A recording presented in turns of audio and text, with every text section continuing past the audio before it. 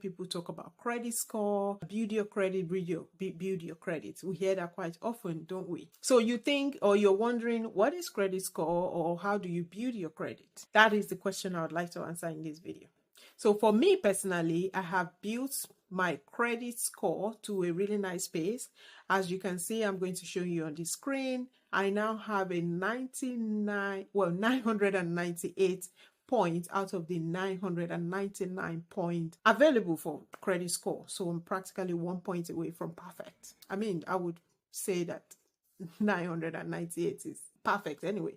That's an excellent score. What does this mean, and why am I telling you about this? What do you need to know about building your credit score when you come into the UK as an international student or an immigrant, or just someone that is new to the system of building their credit? So the idea of credit score is the fact that the more you build your credit score, the more you are going to be eligible or considered for credit, which means it can also be loans. So where you need loan to sort out some things, the more you are able to build your score, the more you are being seen as reliable and can be loaned if needed. So for example, think about small things like maybe you want to get a new phone, or you even want to take a SIM contract. Some of these things can require credit rating or your credit score to be checked and considered if they can give you such contracts.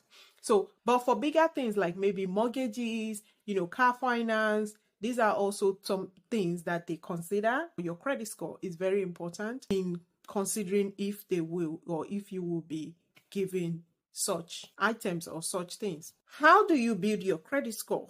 For example, let me tell you about how I built my credit score from fair or average, which is normally where everyone starts from, up until excellent of 998. So the first thing is you want to borrow only the amounts that you need or that you can afford. So that means, let me start from the beginning. The first thing is you want to really put some documentation in place. So for example, you want to register with the electoral register. Whatever, you get what I'm saying. Go and register to the electoral database, because what that does is it gives lenders the idea that you're settled in the country and you are sort of like a resident, which makes it comfortable for them to give you, or convenient for them to give you, whatever credit you apply for. The other thing is you want to maximize every opportunity that is available, such as applying for SIM card deal or contracts. Those smaller expenses or contracts that can add to your credit history. So you want to get a SIM-only contract if that's what you can afford. And bit by bit, you can also apply for a phone contract.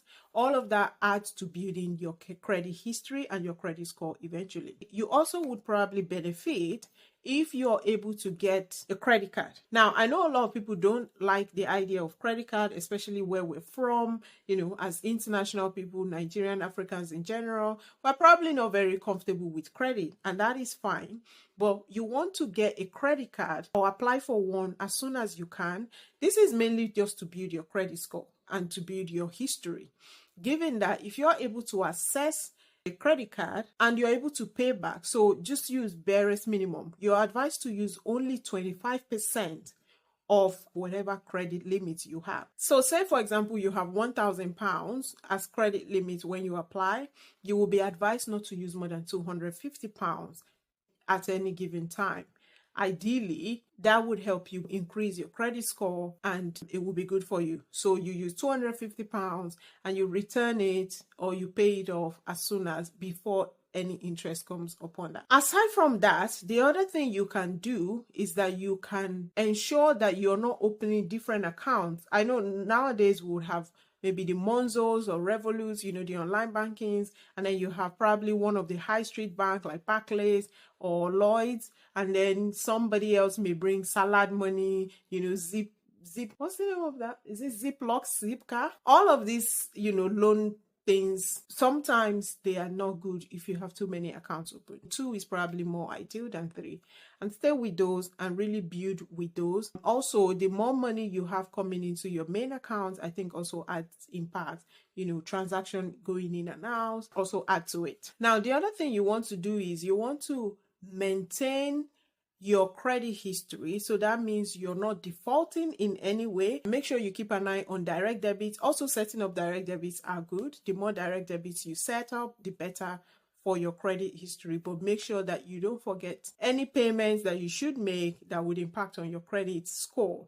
So that means any payments that you will be penalized for not making. So for example, your electric bill. Say, for example, you forgot to pay your electric bill because it's not on direct debit and you're not penalized because of that late payment. That might affect your credit score.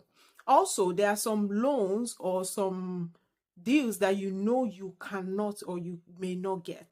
Although there's something they call soft check and like the hard check. But if you think objectively that you are not eligible for some contract or some application, I would kindly advise that you don't apply for them, because sometimes it's a hard check.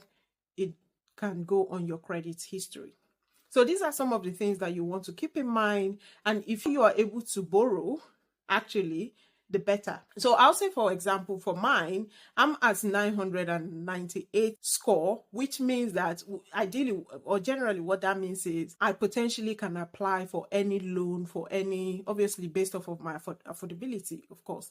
But most time I will be able to get those things if I apply for them, and I would also get the lower part of interest on top of whatever loan or whatever application or those applications that I do, especially loans, which is good because you are not worried about high interest rates, but also you know that you're going to get it. Now, somebody else may think, well, I really don't need credit score. I don't need this. You never know when you will need it. So I always advise, even if you don't think you need it, just keep it, just have it and have it there. Just let it be there. It's good. If you don't ever need it, all well and good. If you want to buy a house and you think you need it, then it's there for you to have. So yeah, like I was saying, my example. So I have been in the UK for quite a while. So, and I think the longer you are in the UK, the more that would impact on it. The other thing is, if you don't have any defaults, that would also have a good impact on it, which I never had. I also am registered on the electoral register, so that also counts for me. And for the past few years, I've had to do some borrowings and returns on behalf of people. Now, this is not something I'm advising you do, but I did it because I trusted the process or the people I was dealing with. So, borrowing and then putting it back and borrowing and putting it back. And that kind of like builds my score to the point that here I am having super excellent score. Said super. There's something like super, sorry. It's just excellent. Having excellent score where that now is impacting on me. I have, for example, collected, there are some things I'm not going to share on this video just because they are private and affect impact on other people. But some that I can definitely share is I got a phone contract for people. I've got a few phone contracts for people that is paid through me. I've got some people that pay into my account, just as a Fola, you're good with money, help me keep this cash. And, those cash are just lying there in my account. So, that has impact. I've got SIM contracts that are outside my own that I'm actually paying for, for other people that also have impact. I've got credit cards that I've been using for quite a while and have not defaulted. All of that have impact on your credit score. So generally, I would advise and encourage that you please build your credit score, and you can use or take from the tips that I've just mentioned here. Thank you.